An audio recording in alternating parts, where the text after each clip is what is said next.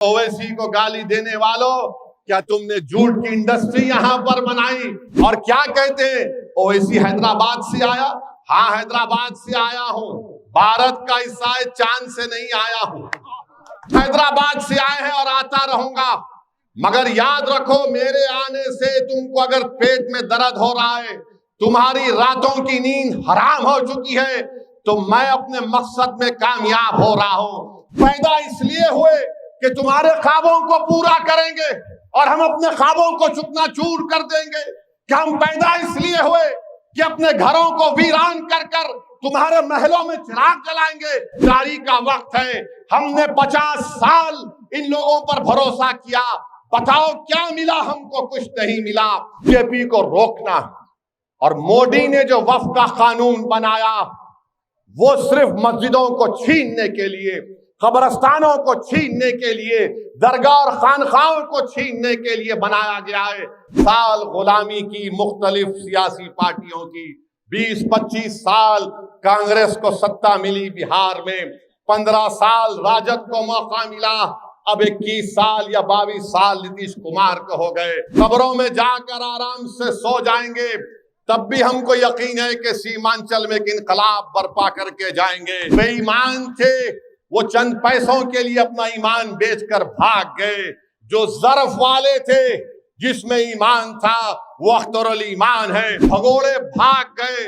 मगर एक शेर था जो बिहार की विधानसभा को हिला के रख दिया। ओवैसी यहाँ पर आया है बिहार में, सीमांचल में। मैं यहाँ पर जब तक अल्लाह मुझे जिंदा रखेगा, मैं सीमांचल की लड़ाई लड़ता रहूंगा। मेरी मौत मेरी इस आवाज को बंद कर सकती है।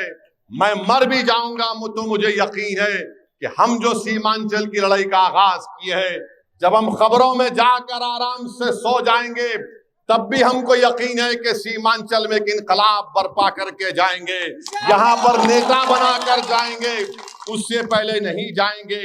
हमने 60 साल गुलामी की मुख्तलिफ सियासी पार्टियों की, 20-25 साल कांग्रेस को सत्ता मिली बिहार में, 15 साल राजद को मौका मिला, अब 21 साल या 22 साल नीतीश कुमार को हो गए।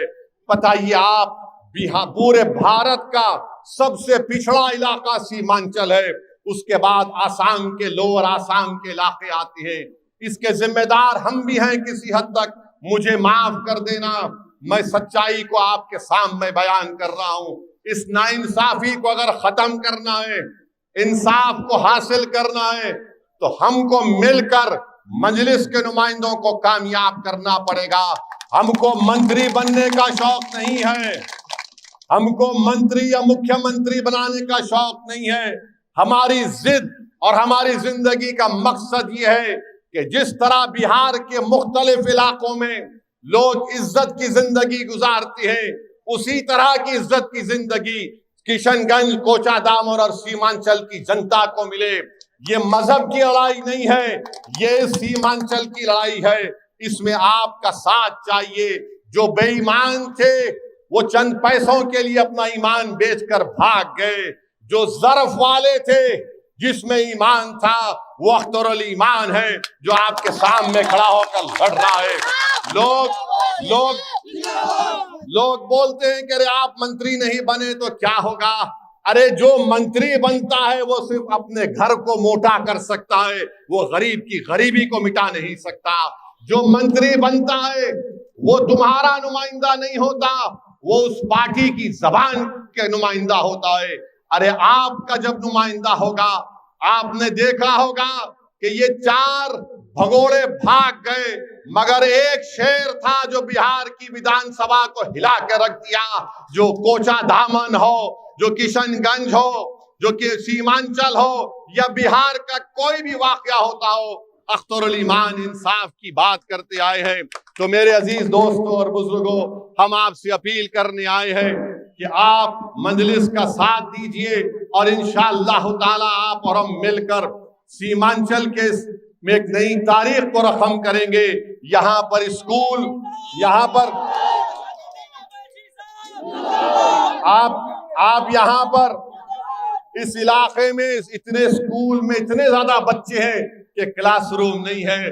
अरे ओवैसी को गाली देने वालों, क्या तुमने झूठ की इंडस्ट्री यहां पर बनाई? तो इनको जाकर झूठ की स्पेलिंग पूछो, झूठ की स्पेलिंग तक भी नहीं बोल पाएंगे ये लोग। ये इस तरह के लोग हैं। ये नहीं चाहते कि तुम्हारा लीडर बने। और क्या कहते हैं, ओवैसी हैदराबाद से आया।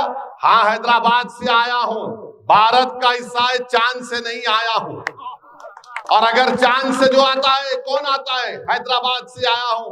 मगर जो हरियाणा से आया, तुमने उसको राज्यसभा का टिकट दे दिया। बताओ आप। हम हैदराबाद से आए हैं और आता रहूंगा, मगर याद रखो, मेरे आने से तुमको अगर पेट में दर्द हो रहा है, तुम्हारी रातों की नींद हराम हो चुकी है, तो मैं अपने मकसद में कामयाब हो रहा हूं। तुमने यहां पर आवाम को, यहां पर उनको बेदार होने नहीं दिया। तुमने यहां की आवाम को कहा कि सिर्फ हमको वोट डालो, हम तुमको हर चीज करके दे देंगे, हम फिरका परस्ती को रोक देंगे। कुछ नहीं रोक पाए।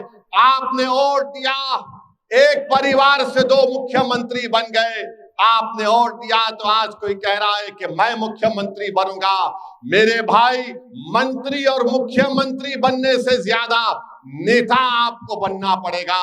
जब तुम नेता बनोगे तो 20-25 साल तक तुम्हारे प्रखंड में कोई नाइंसाफी नहीं होगी। इसी तरह मजलिस काम करना चाहती है कि आप में एक सियासी शऊर को बेदार किया जाए, आपकी सियासी क़यादत हो। मुझे बोलने दीजिए, यादवों का नेता, राजपूतों का नेता, भूमिहार का नेता, दलितों का नेता, पासवान का नेता, मांझी का नेता, अरे सबका नेता है। और जब ओवैसी आकर कहता है बताओ तुम्हारा नेता क्या है, तो सब ये राम और श्याम की जोड़ी एक और बोलते हैं अरे ये तोड़ने आया है। माने तुम नेता रहोगे तो तुम बहुत पुण्य का काम कर रहे हो, और मैं तुम्हारे ही प्रदेश में गरीब को नेता बनाना चाह रहा हूं, एक नहीं 100 बनाना चाहता हूं। तो हम पर इल्जाम लगा दिया जाता है। अरे याद रखो, भारत में लोकतंत्र है। लोकतंत्र में जब तेजस्वी मुख्यमंत्री बनने का ख्वाब देख सकता है, तो क्या एक किशनगंज कोचा दामन से नौजवान खड़े होकर नहीं कह सकता कि मैं नेता बनूंगा? अरे क्या हम पैदा इसलिए हुए कि तुम्हारे ख्वाबों को पूरा करेंगे और हम अपने ख्वाबों को चूकना-चूर कर देंगे? क्या हम पैदा इसलिए हुए कि अपने घरों को वीरान कर कर तुम्हारे महलों में चिराग जलाएंगे? ये नहीं हो सकता। ये बराबरी की लड़ाई है, ये इंसाफ का तकाजा ये है। अगर तुमको कोई चीज मिलेगी तो मुझे भी मिलना चाहिए।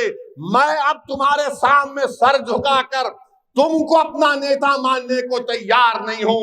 तुम बात करना चाह रहे हो तो बराबरी की बात होगी, गुलामी की बात कभी नहीं हो सकती इंशाअल्लाह ताला। तो मेरे नौजवानों, बुजुर्गों, मेरी इज्जतदार माँ और बहनों, हम आपसे अपील कर रहे हैं कि आप मजलिस को मजबूत करिए। नौजवानों, तुम बिहार प्रदेश में तुम्हारी आबादी 60% के करीब है। ये लड़ाई आपकी है। कल आने वाला निकलने वाला सूरज तुम्हारे लिए होगा। अगर आज तुम यही समझ कर वोट डालोगे कि नहीं हमारे दादा ने, हमारे पुरखों ने 50 साल से इसी नाम पर वोट दिया, नहीं, अब बेदारी का वक्त है। हमने 50 साल इन लोगों पर भरोसा किया, बताओ क्या मिला? हमको कुछ नहीं मिला। यकीनन बीजेपी को रोकना। और मोदी ने जो वक्फ का कानून बनाया वो सिर्फ मस्जिदों को छीनने के लिए, कब्रस्तानों को छीनने के लिए, दरगाह और खानखाहों को छीनने के लिए बनाया गया है। दुनिया ने देखा कि भारत की पार्लियामेंट में किसी ने ये कहकर इस कानून को काला कानून कहकर फाड़ दिया तो उसका नाम ओवैसी था। तो मेरे अजीज दोस्तों और बुजुर्गों, आप आइए, मजलिस को मजबूत करिए।